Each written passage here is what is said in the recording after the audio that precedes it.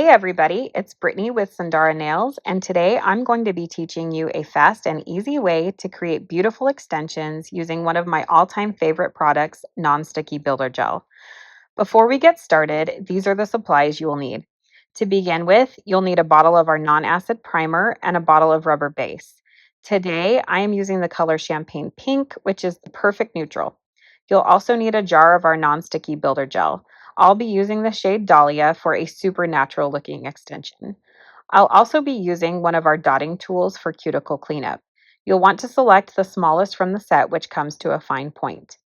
For handling and forming the gel itself, you'll need a set of our silicone tools. These tools come in a set of 5 in a variety of shapes. So I'm just going to show you the shapes here really briefly. Some of them are more chiseled, some of them are rounder, some of them come to a fine point, etc. They're really handy for creating extensions, for shaping and molding 3D nail art, for cuticle cleanup, and so much more. They're super easy to clean and maintain. When I am done with them, I just wipe mine down with rubbing alcohol and they're good to go. So they're totally an essential for handling the non-sticky builder gel without handling it with your bare skin. Last but not least, you'll need a set of our dual forms. You can see here they come in 4 different shapes. Today, I'll be using the first shape on the label to create almond nails, but this set can be used to create square, squoval, coffin, stiletto, etc. Sky's the limit. Whatever shape you want, these dual forms can help you create it. So the first step before applying any actual product is to size the forms for your nail beds. Now it's important when sizing dual forms to select a size that is just slightly bigger than your actual nail bed. Obviously, you don't want it to go too big and end up with product on your skin, but it's a little different than sizing tips.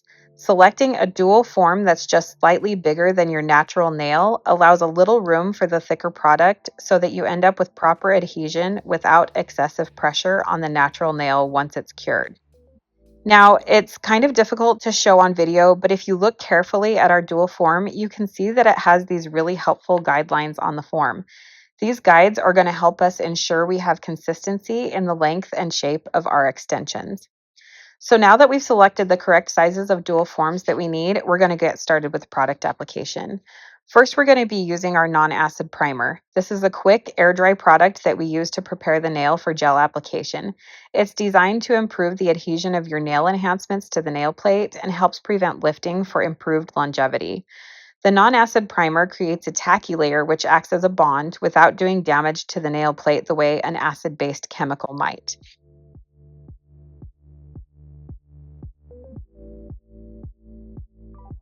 Once our primer is completely dry, it's time to apply our base coat.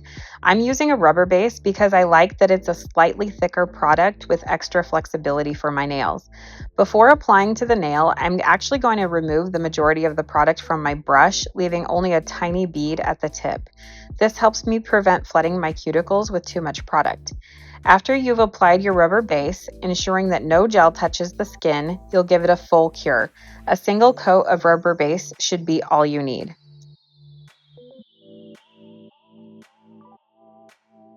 Once your rubber base is cured, it's time to use the non-sticky builder gel and the dual forms.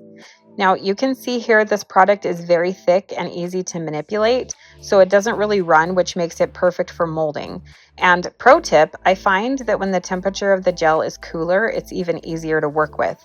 So I like to keep the room temperature a little lower when I'm using non-sticky builder gel. So what I like to do is scoop a small bead of the gel directly out of the pot using the dual form itself. You'll want to be careful to avoid any of the uncured gel coming into direct contact with your skin. It does take a little practice to get to know how much of the gel to use for each extension, but you'll get the hang of it pretty quick. Once you have a bit of the product in the form, you can use your silicone tools to spread it out. Now remember the guidelines that I showed you at the beginning? Use these lines to help you get a consistent length and shape to your nail extensions. I like my nails to be as long as the 4th line up, so that's the line I'm going to push the gel to. I'm also going to follow the curve of the line to give me a good starting place to shape my almond. The shape won't be perfect yet, but we'll take care of that later. Once I have all my gel pushed out and smooth, I like to remove just a tiny bit of the product at the very base of the form where it will approach the cuticle.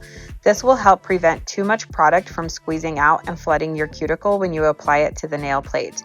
Once you've completed that, you're ready to apply it to your nail.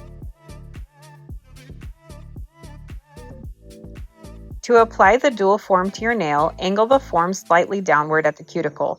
The form should not be touching the cuticle. It should be placed a little further up the nail bed. Apply gentle pressure to ensure complete adhesion to your nail.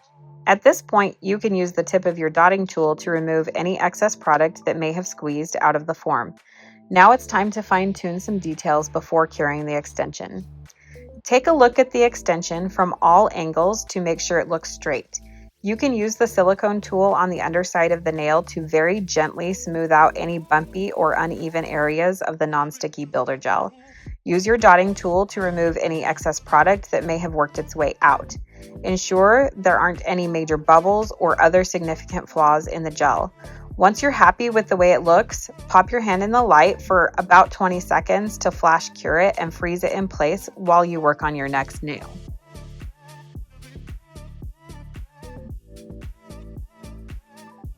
Now repeat this process on each nail. You can see in this video I completed 3 of my nails beforehand off camera just so you wouldn't have to watch me do my whole hand. Because let's face it, that would be boring for all of us. But the process is exactly the same for each nail. Just remember to leave a tiny margin between your cuticle and the form to prevent the non-sticky builder gel from coming into contact with your skin. Once you have your last dual form applied and you're happy with the way it looks, pop your hand in the lamp for a full cure.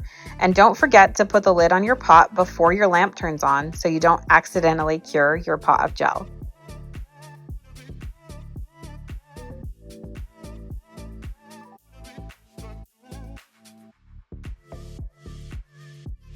Now it's time to take the forms off. To do so, just gently press side to side and they should pop right off. Then I like to flip my hand upside down and cure it again just to be absolutely certain that my extension's cured completely. Now that you've removed all the forms from your fully cured extensions, it's time to use your file to perfect your shape and blend the base into your cuticles. This step should be pretty quick and easy. Since the dual form already gave you the perfect apex, all you're doing here is fine-tuning your shape and smoothing out any rough edges. Once you're happy with your shape, it's time for the final steps. First, we'll apply a rubber base. This time I chose to use clear. We're applying a rubber base prior to applying a top coat to help prevent the glossy top coat from chipping. Fully cure your rubber base, then you'll be on to your final step.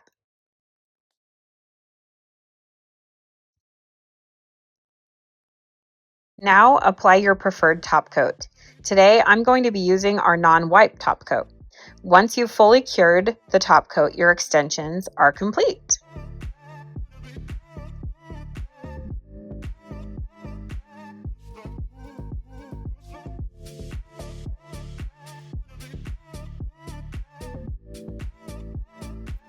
So that's it.